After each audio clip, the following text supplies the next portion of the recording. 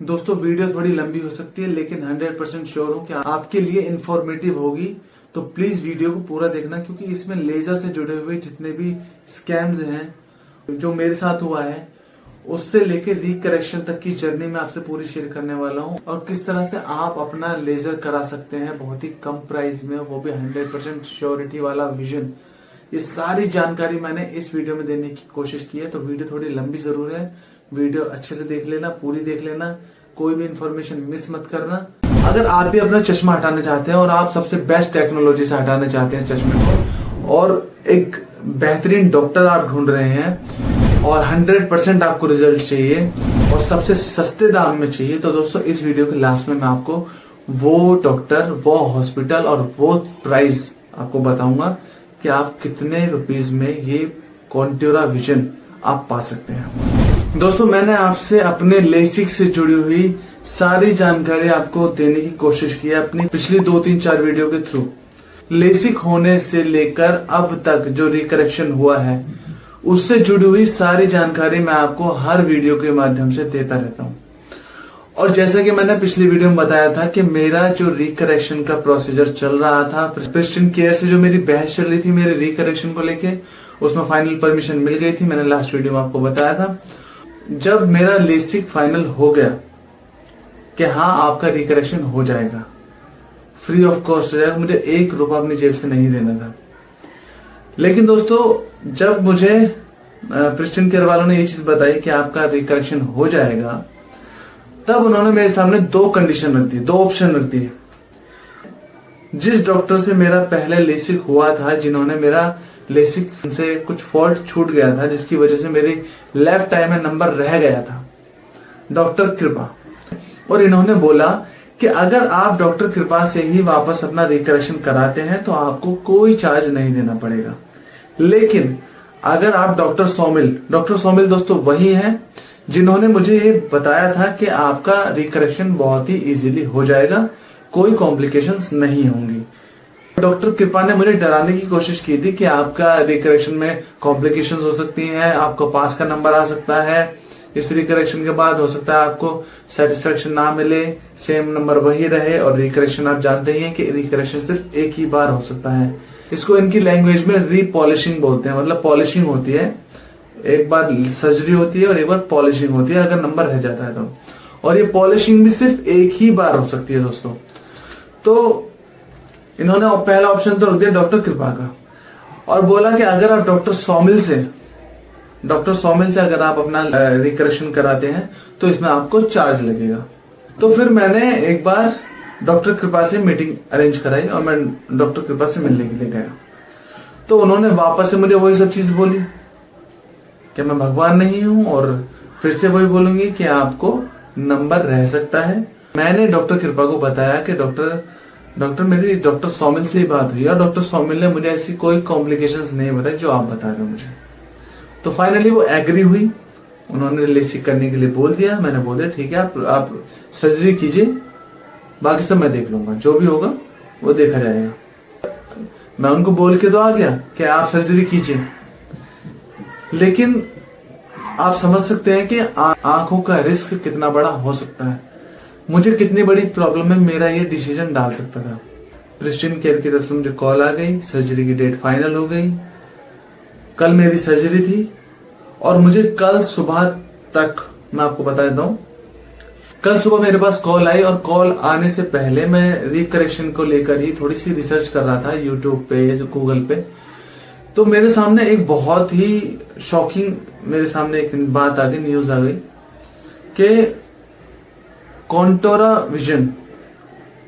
Vision जो कि सबसे महंगी टेक्नोलॉजी है आज के टाइम में चश्मा हटाने की, वो टेक्नोलॉजी दिल्ली के आरपी सेंटर एम्स में अवेलेबल है और वहां से इसका सिर्फ कॉस्ट जो पड़ेगा कॉन्ट्योरा विजन का वो मात्र 22,000 रुपए था। उसके बाद मेरा उस न्यूज को मिलने के बाद मैंने तुरंत अपना प्लान चेंज किया और मेरे दिमाग में सबसे बड़ी चीज तो ये घूम रही थी कि मेरा रिकरेक्शन अभी वही डॉक्टर करने वाली है जिसने मेरा लेजर खराब किया। जिसके फॉल्ट की वजह से मेरी लेफ्ट आई में नंबर आया। वही डॉक्टर अब वापस से मेरा रिकरेक्शन करने जा रही थी। तो नर्वसनेस और डर, ये दोनों चीजें मेरे दिल में थी।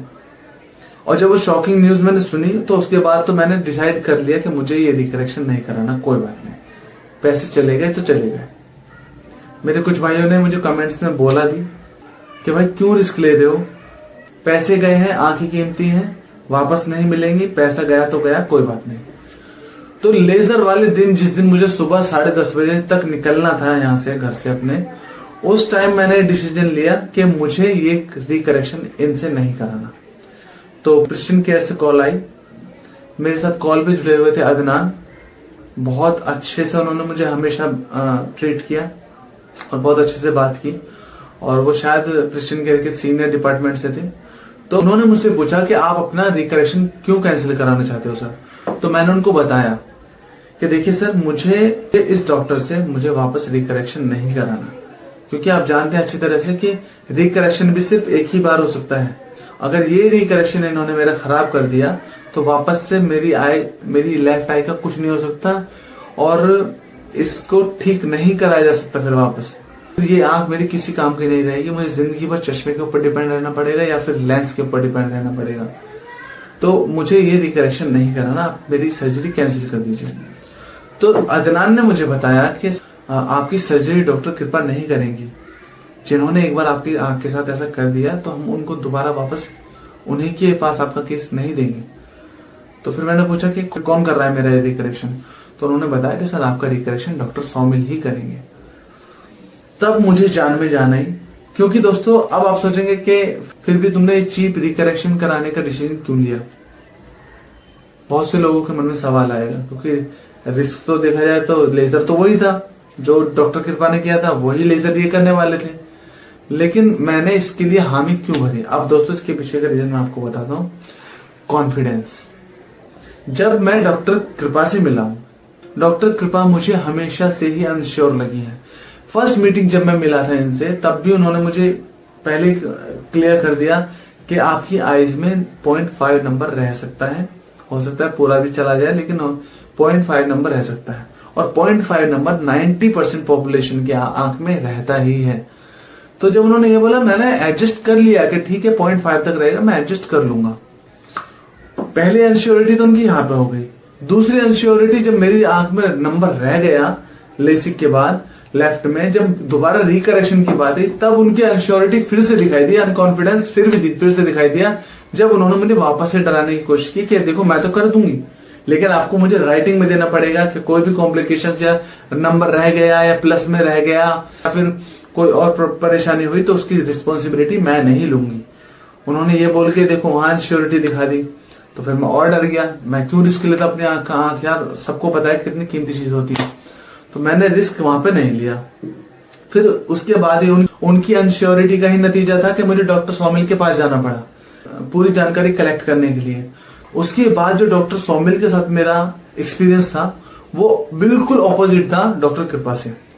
उन्होंने बहुत ही कॉन्फिडेंस के साथ, दोस्तों एक इंसान का कॉन्फिडेंस बोलता है, कॉन्फिडेंस मुझे डॉक्टर सौमिल की बातों में 110% लग रहा था। उन्होंने बोला कोई कॉम्प्लिकेशंस नहीं होंगी आपकी आंखों को रिकरेक्ट करने में, आपकी लेफ्ट आई में 1 नंबर है तो आपका रिकरेक्शन हो जाएगा, कोई परेशानी नहीं है। सिर्फ हम 3 महीने का मतलब सर्जरी के, अगर आपकी सर्जरी हो चुकी है तो 3 मंथ्स का हम टाइम लेते हैं। उन 3 महीनों में हम ये देखते हैं कि नंबर आपका स्टेबल है या नहीं है। अगर फ्लक्चुएशन हो रही है नंबर में, नंबर बढ़ रहा है कम हो रहा है, अगर इस तरह की फ्लक्चुएशन है तो फिर रिकरेक्शन होने में प्रॉब्लम हो सकती है। अदरवाइज अगर नंबर स्टेबल है, नंबर रुका हुआ है तो आपके रिकरेक्शन में कोई प्रॉब्लम नहीं आएगी। तो मैं डॉक्टर सौमिल को लेकर तो कंफर्म था। फिर मैंने डॉक्टर कृपा से जब मैंने ये बात बताई तब उन्होंने हामी तो भर दी, लेकिन फिर भी मुझे वो अनश्योरिटी उनकी दिखाई दे रही थी। डॉक्टर सौमिल को लेकर 100% क्लियर था कि अगर इस बंदे के हाथ में मेरा रिकरेक्शन गया तो ये बंदा 100% मेरी आंख ठीक कर देगा। तो जब मुझे सुबह पता चला कि आपका मेरा जो रिकरेक्शन है वो डॉक्टर सौमिल ही करने वाले हैं, तो मैंने बिना किसी देरी के वो रिस्क लेने के लिए रेडी हो गया।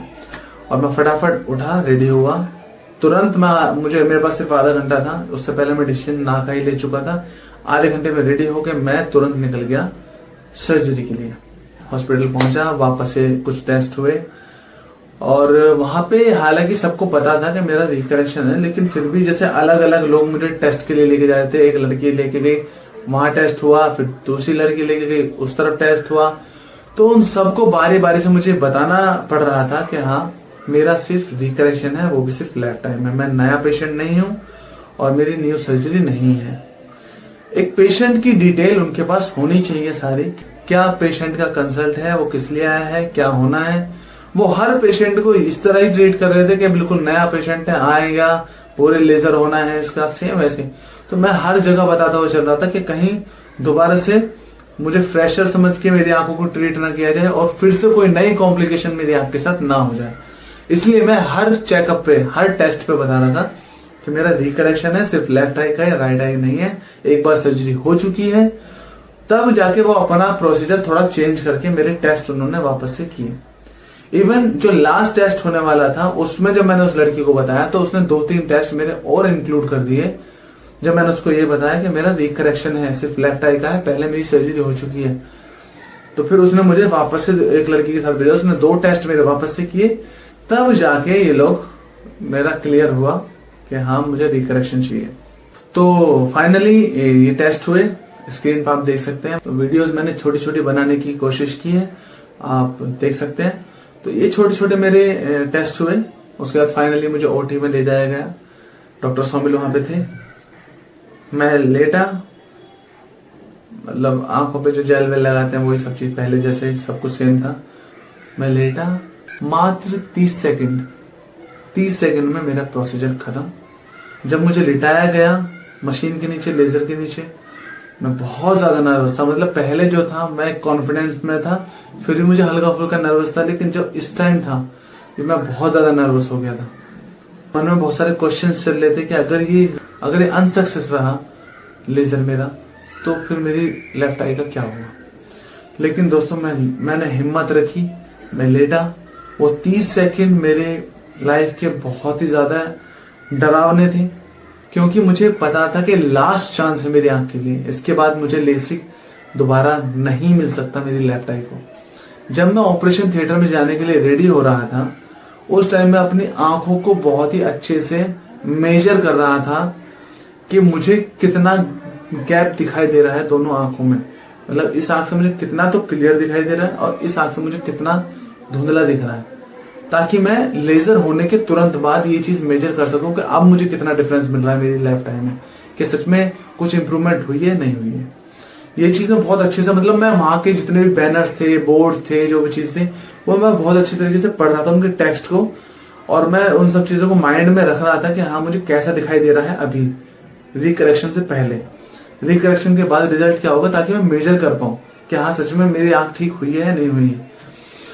तो मैं देख के गया, फिर मैं अंदर गया। जब मैं रिकरेक्शन होने के बाद बाहर आया, तो बाहर आने के बाद जब मैं सब चीजें देख रहा हूँ, हालांकि हल्का सा भी फॉग जो होता है, मतलब जो फॉग होता है बिल्कुल नए ऑपरेशन के तुरंत बाद, वो फॉग तो था ही, लेकिन हमें ये पता चल जाता है कि हम ये फॉग हटने के बाद कैसा विजन हमें मिलेगा, हम कोई चीज कितने अच्छे से पढ़ पा रहे हैं, कितने अच्छे से उसको देख पा रहे हैं, वो हमें पता चल जाता है। तो मैं जो मेजर करके गया था, वो आने के बाद मैं बहुत ज्यादा खुश था, क्योंकि मुझे वो चीजें पता चल रही थी कि हाँ मेरी आंख ठीक हो गई है, नंबर रिकरेक्ट हो गया है। डॉक्टर ने रिकरेक्शन के बाद, जैसा कि हर लेजर के बाद होता है, मतलब फ्रेश लेजर में भी वही चीज होती है कि हाँ एक प्रोटेक्टिव लेंस जो होता है वो डॉक्टर ऊपर से लगा देता है आंख पे, ताकि डस्ट वस्ट या फिर किस तरह का कोई भी चीजें हमारे फ्लैप को डिस्टर्ब ना करें और फ्लैप के साथ कोई भी रिस्क ना हो, इसलिए वो ऊपर से एक लेंस चढ़ा देते हैं प्रोटेक्ट के लिए। तो वो था, उसकी वजह से थोड़ा सा फॉग था। एक फ्लैप मेरा दोबारा से उठाया गया था, उसकी वजह से थोड़ा सा फॉग था, लेकिन ओवरऑल मुझे पता चल रहा था कि हाँ मेरी आंख ठीक हो चुकी है। जैसा कि मुझे फर्स्ट लेजर में पता चल गया था कि कुछ गड़बड़ है विजन में। इस आंख से मुझे तब भी बढ़िया दिख रहा था, अच्छा दिख रहा था, और इससे मुझे हल्का धुंधला दिख रहा था। तो मुझे उस टाइम पे फर्स्ट एक्सपीरियंस था दोस्तों, तो मुझे लगा कि शायद अभी जो ड्रॉप्स मिले हैं वो डालूंगा तो धीरे धीरे विजन क्लियर हो जाएगा, तो तब क्लियर हो जाएगा ये भी, लेकिन वो नहीं हुआ। जो एक्सपीरियंस मुझे फर्स्ट डे मिला था लेजर वाले दिन, वही चीज सामने निकल के आई थी जब मेरा विजन क्लियर होता, वो फॉग हटा था, तो मैं श्योर था। तो इस बार मैं सोच के ही गया था कि मुझे अगर मेरा लेजर परफेक्ट होगा तो मुझे बाहर निकलते, ओटी से निकलते मुझे पता चल जाएगा कि हाँ मेरा विजन क्लियर हो चुका है। और जैसा कि हुआ दोस्तों, आप सब लोगों की दुआ से मेरा लेजर बिल्कुल सक्सेसफुल रहा। मैंने जैसे ही ओटी से बाहर निकल के सारे बैनर, सारे बोर्ड जो मैं मेजर करके गया था अपने माइंड में, वो सब चीजें मैं बहुत अच्छे से पढ़ पा रहा था।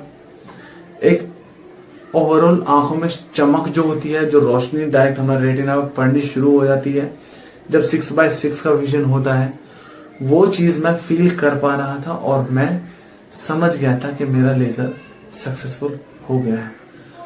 आज दूसरा दिन है जब मैं आपसे वीडियो शेयर कर रहा हूं और बहुत खुशी हो रही है दोस्तों, क्योंकि मेरे बहुत सारे दोस्तों ने, मेरे बहुत सारे भाइयों ने मेरे लिए प्रे की थी, कमेंट सेक्शन में बोला था, सबने अल्लाह से दुआ की थी, भगवान से प्रे किया था और मैं सच में उन सबका बहुत ज्यादा थैंकफुल हूँ। और मैंने इतना बड़ा रिस्क लिया, वो रिस्क सक्सेसफुल रहा, तो कहीं ना कहीं आप लोगों की दुआ भी इसमें शामिल है और अभी मुझे 6x6 का विजन मिल चुका है, तो मैं बहुत ज्यादा खुश हूँ दोस्तों। अगर आप लोग भी प्रिस्टिन केयर से अपना लेजर करा चुके हैं और आपकी आंख में नंबर रह चुका है, डॉक्टर्स या प्रिस्टिन केयर आपको परेशान कर रहे हैं, आपकी प्रॉब्लम को सॉल्यूशन नहीं दे रहे हैं, या आपको गुमराह करने की कोशिश कर रहे हैं कि ये नंबर तो रह ही जाता है, ये तो कॉमन है, ये तो फलाना ढिमकाना, ये सब चीजें अगर आपको बोल रहे हैं, ये गोली देने की आपको कोशिश कर रहे हैं, तो आप मुझे एक बार कमेंट में जरूर बताएं, मैं आपको इसका कुछ सॉल्यूशन दूंगा, ठीक है। उसको आप फॉलो करके इन लोगों से अपनी प्रॉब्लम का सॉल्यूशन करा सकते हैं। हमारे एक व्यूअर है, हर्षा नाम है उनका, उन्होंने अपनी प्रॉब्लम मुझसे शेयर की, ठीक है। तो उन्होंने मुझे बताया कि प्रिस्टिन केयर की ही डॉक्टर कृपा, यही मोहतरमा, इनका भी केस हैंडल कर चुकी हैं। हैंडल क्या कर चुकी है, इनका केस भी खराब कर चुकी है। तो इन्होंने अपने बेटे का लेजर कराया था, उनके बेटे के लेजर में, अभी मुझे पूरा केस तो मुझे नहीं पता, अभी मैं उनसे अच्छे से बात नहीं कर पाया हूं। उन्होंने मुझसे नंबर मांगा है, मैंने उनको नंबर शेयर करने का वादा किया है, अगर वो मुझे इंस्टा पे मैसेज करेंगे तो मैं उनको नंबर शेयर करूंगा और इस पूरे केस की पूरी जानकारी मैं उनसे लूंगा कि एक्चुअल में हुआ क्या है, कितना नंबर था, क्या था, सारी जानकारी मैं उनसे लूंगा। तो उन्होंने मुझे बताया अपने केस के बारे में, उनके बेटी की आंख में अभी प्लस का नंबर आ गया है और मैं श्योर हूं कि पहले माइनस का ही होगा, लेकिन अभी उनकी आंख में प्लस का नंबर आ गया है और इन्हीं मोहतरमा ने उनका केस खराब किया है। तो दोस्तों सबसे पहले तो मैं आपको बता दूं कि डॉक्टर कृपा से तो आप बिल्कुल भी लेजर ना कराएं।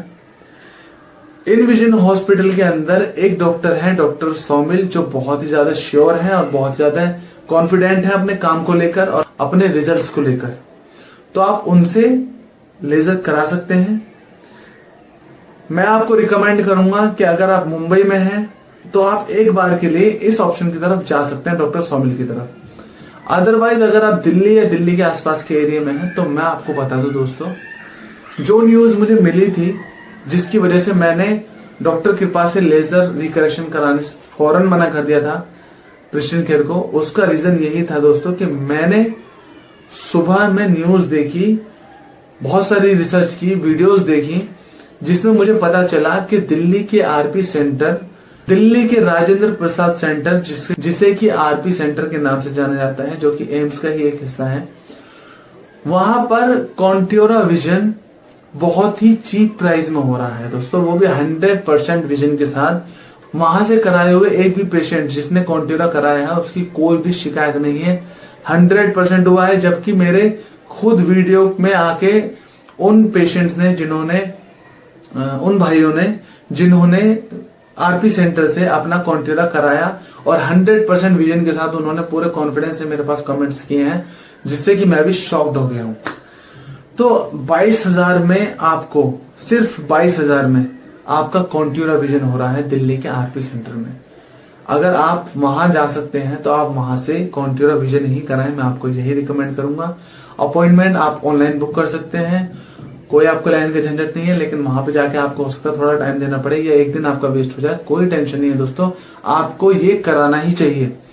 आप इन चीप लेजर्स की तरफ ना ही जाए तो ज्यादा अच्छा है, और प्रिस्टिन केयर की तरफ तो बिल्कुल भी ना जाए दोस्तों, क्योंकि मैंने तो करा लिया, मैंने बहुत उंगली की है इन लोगों को, मैं बहुत परेशान हुआ हूं, इन्हें बहुत कॉल किए हैं मैंने, इन्होंने बहुत घुमाया है मुझे।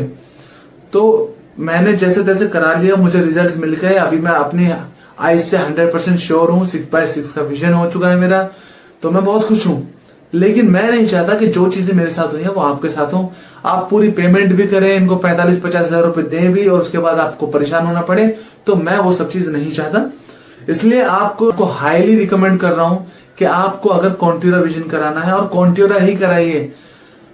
वो केस अलग होगा कि जिसमें डॉक्टर आपको कॉन्ट्यूरा से मना कर देंगे, कोई और ऑप्शन आपके लिए आपके आंखों के अकॉर्डिंग आपको बताएंगे, वो चीज अलग है। लेकिन मैं आपको, अगर आप कॉन्ट्यूरा के लिए एलिजिबल हैं तो आप कॉन्ट्यूरा ही कराइए और दिल्ली का आरपी सेंटर से कराइए। अदरवाइज आप किसी और हॉस्पिटल से या फिर i7 हॉस्पिटल से कराते हैं तो वहां पे कॉस्ट बहुत ज्यादा, मतलब इससे 5 गुना आपको ज्यादा वहां पे करना पड़ेगा, तब आप वहां से वो कॉन्ट्यूरा विजन करा सकते हैं। वहां के रिजल्ट्स भी 100% है और यहाँ के रिजल्ट्स भी 100% है। अगर दोस्तों आपको वीडियो पसंद आ रही है या आती है आपको मेरी वीडियो पसंद, तो आप प्लीज वीडियो को लाइक कर दिया करो और चैनल को सब्सक्राइब कर लीजिए। और कोई भी आपकी क्वेरीज हो या जिस भी तरह से मैं आपकी हेल्प कर सकता हूं, तो आप प्लीज मुझे अपना भाई समझ के कमेंट्स कीजिए, मैं आपको 100% रिप्लाई दूंगा।